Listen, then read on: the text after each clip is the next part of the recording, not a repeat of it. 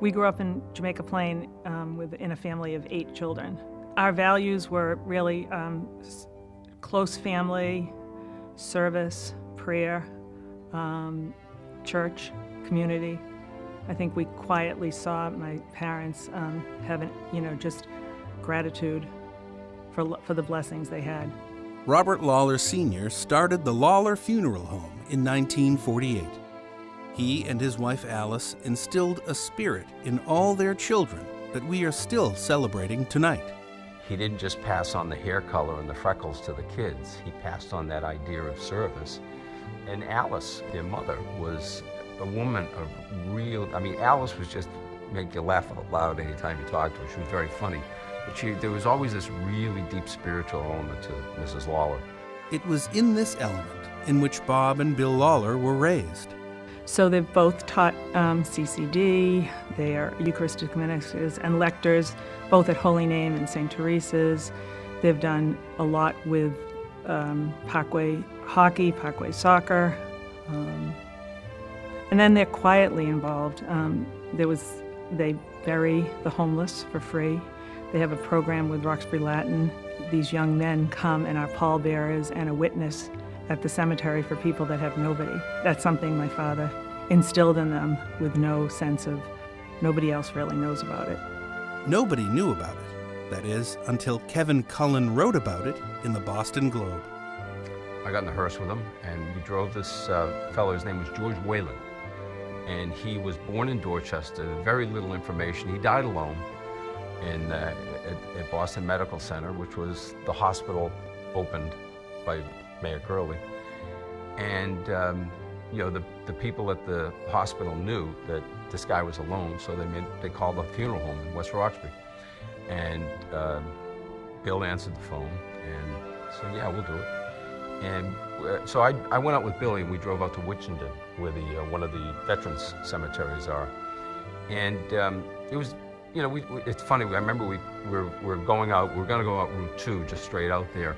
And then Bill said something, and he almost said it to himself, but I heard him say, he said, "I'm going to take the scenic route. This is Mr. Whalen's last ride." It's well known in social service agencies that the Lawlers are on that very short list of people who do this. And that is something, again, that was instilled in them by their parents, and they carried on. And I have no doubt that Bill and Bob's girls feel the same way. Between them, Bill and Bob have sent 5 of their daughters to Ursuline. My decision to attend Ursuline Academy in the 7th grade was definitely tough. However, I couldn't be more thankful for the lifelong friendships I have gained and the woman that I have become because of choosing Ursuline. Choosing to go to Ursuline was very simple for me. I wanted to follow my sisters. Thank you so much, Mom and Dad, for the love and support to make it all possible. Ursuline made me the person that I am today. I went for the community, the people, and the loving atmosphere, and after 6 long years, I left ready for the world and with lifelong friends. Thanks, Ursuline! Go Bears! I can't thank Ursuline enough for turning me into the leader that I am today and inspiring me to reach for great heights. I think my favorite part about Ursuline is the spirit of Serviam and how it's not just something that you sign off a sheet for, but instead it's a lifestyle, it's a mentality, and it is a part of your life even after you graduate. Suzanne, Bobby, Bill, and Sue have given all sorts of time and energy and their treasure to Ursuline in both helping their girls, but also their girls' friends, the school as a whole, from running fundraisers to the golf tournament to knitting hats that were sold through the school for students. I think every girl in the school has a knit hat that was at some point in time done by Sue Lawler or her group of people that she pulled together to help do that, to raise money for the school. They also just didn't raise money. They'd spend all their time they had, if it was at a fundraiser or also working on a committee to help do something new at the school, whether that was to find fields for the girls to use, which is always one of the challenges for us. And also, I know when they're running an open house, they were extremely involved in that process as well. And when it comes to spreading the word that Ursuline excels at preparing young women for higher education and for life, the Lawlers are among the school's great ambassadors.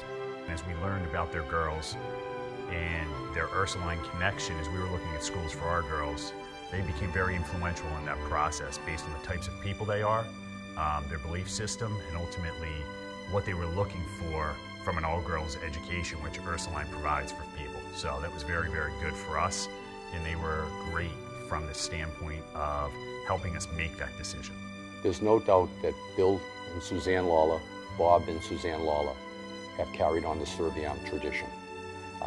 You see it in their daughters, and you see it in the way they live their life. They're just great people, very active in their community, and still, when I need something, I can call Bill, and Bill can give me advice, even though the girls have graduated. I can count on both of them, both of their families, that if we need something, I can call them, and I know they'll be there. Thank you, Mom and Dad, for sending me to Ursuline. Thank you for giving me an education that has brought me to where I am today. And thank you for loving me through all the late nights with the papers and the tests and the volleyball games. I know for a fact that I wouldn't be the person I am today if it weren't for you. I love you guys. Woohoo! I love you, Mom and Dad! Congratulations, Mom and Dad. Congratulations, Mom and Dad. I love you guys so much. Thank you, Mom and Dad. I love you both so much, and I wouldn't be the woman I am today without your love and support. Congrats, Lawlers! Bob, Suzanne, Bill, and Sue.